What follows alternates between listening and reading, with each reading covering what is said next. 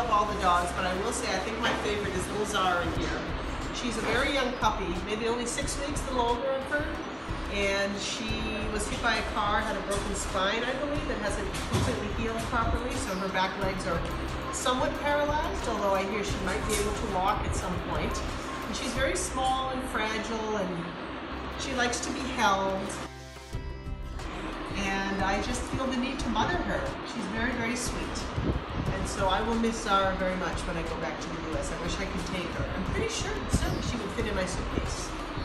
Will you fit in the suitcase, Zara? She says yes.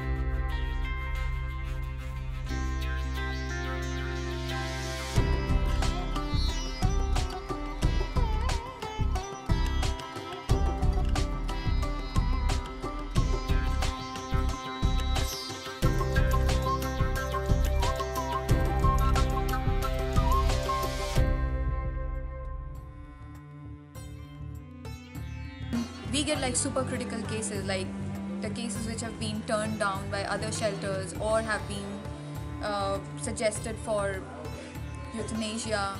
Those are the kind of dogs we get, so it takes a lot more time to heal them. So any dog who stayed more than 90 days does not get released back. So we have to put the dog into the rehoming process, for which, you know, the wonderful OPH and all other organizations that we work with abroad helps us rehome them.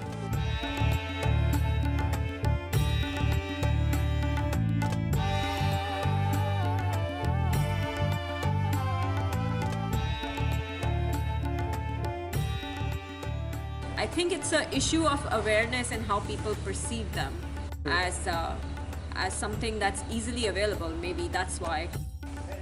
They see them only on streets, and a lot of dogs, if they are hungry or if they are, you know, not Scared. they're scared, so they run after you or they chase you, and that's the kind of perception people have about Indian dogs or Desi dogs, that, you know, oh, they are not trainable, they will chase after you or they will bite you.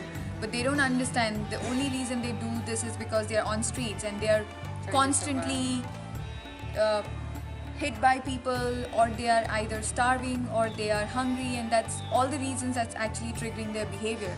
But they are very much trainable. They are in fact much smarter compared to, I think, a lot of fancy breeds, and they are healthier and less prone to diseases and problems, and I think they're much more stronger.